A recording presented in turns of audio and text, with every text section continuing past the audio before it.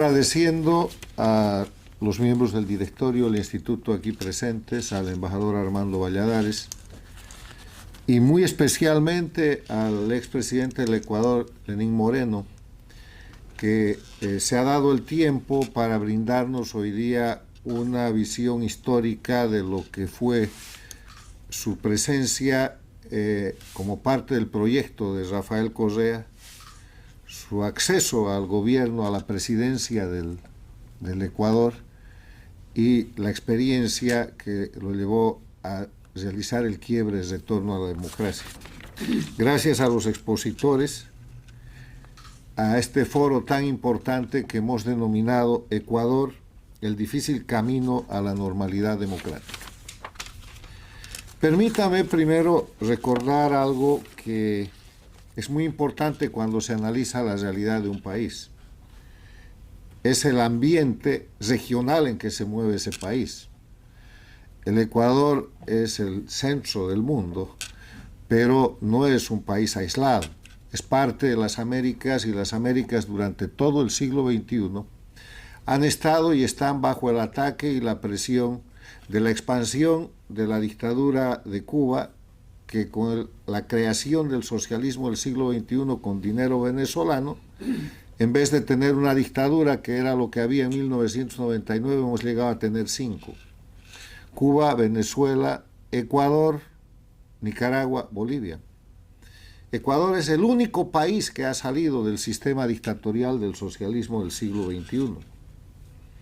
Es un país del que se pone como ejemplo el haber recuperado la democracia. Y en materia de democracia yo quiero hacer un apunte. ¿La democracia es o no es? Es como el embarazo, no hay embarazo a medias, no hay democracia a medias. Y el Ecuador es un país democrático. Es un país democrático desde el momento en el que el presidente Lenín Moreno decidió restituir en el Ecuador los elementos esenciales de la democracia. Porque la democracia en las Américas no es un concepto por definir o algo que está en discusión.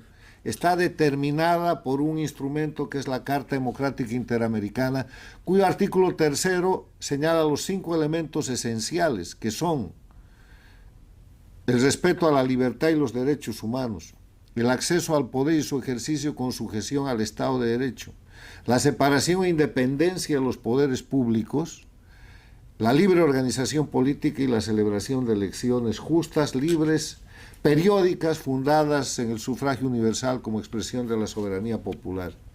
Y el Ecuador tiene esos 5 elementos desde que se puso en escena la separación e independencia de poderes, que le costó al gobierno de Lenín Moreno 3 o 4 golpes de Estado.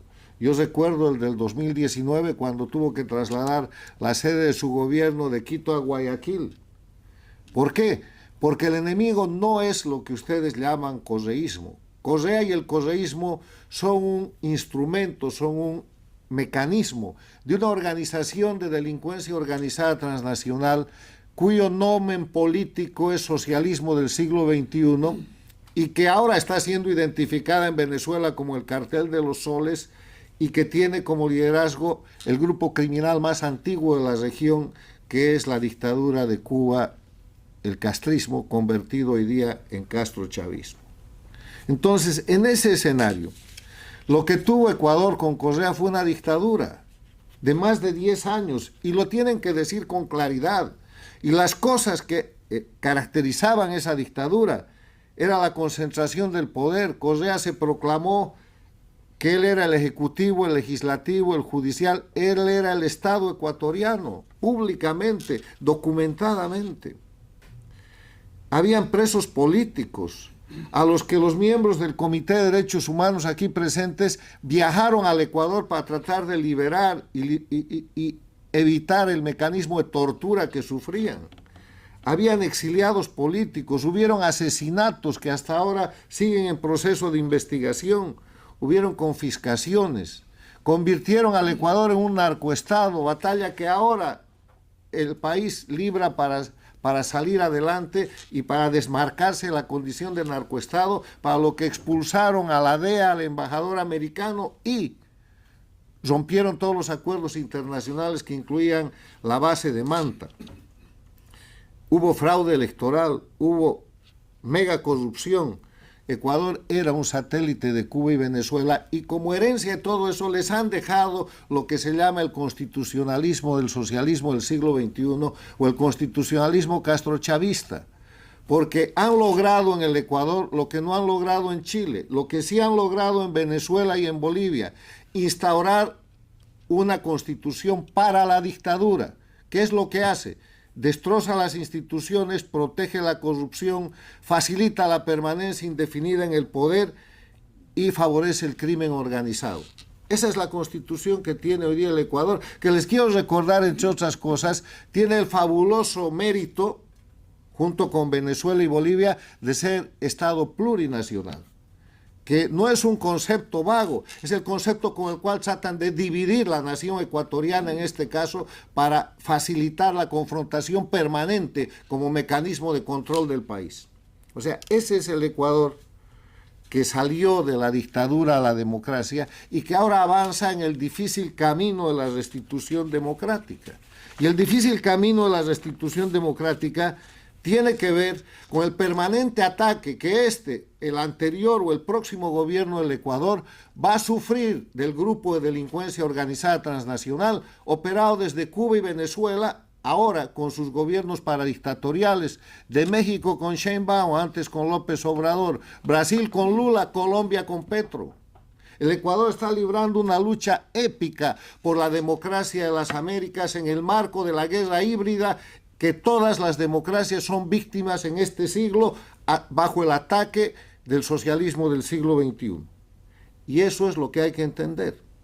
El camino de la nueva constitución para el Ecuador es el camino de la liberación de los seguros, de las trampas, de las celdas, de los barrotes que ha dejado el sistema dictatorial al Ecuador, y ese es el difícil camino hacia la normalidad democrática que está librando hoy día ese país. Hay democracia en el Ecuador, es una democracia bajo asedio.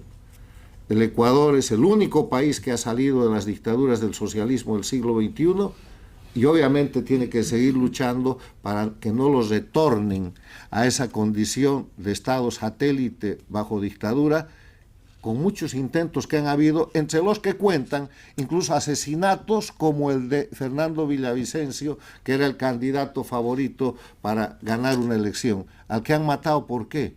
Porque era el denunciante permanente, valiente y documentado de los crímenes del socialismo del siglo XXI por vía de Correa y de su grupo de delincuencia. Me quedo con la sugerencia que he escuchado de los diferentes oradores, que más que una sugerencia es una necesidad nacional para el Ecuador. Tienen que desmantelar el crimen organizado y separarlo de la política. El mayor riesgo que tiene el Ecuador hoy día es que bajo política, partido, correísmo, control de posiciones en instituciones que van desde el Poder Judicial hasta el sistema administrativo del Ecuador, el grupo criminal que detentó el poder en ese mecanismo de intervención del socialismo del siglo XXI sigue teniendo poder.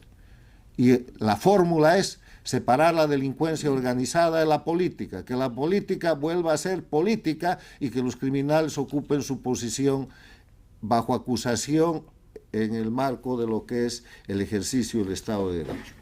Gracias.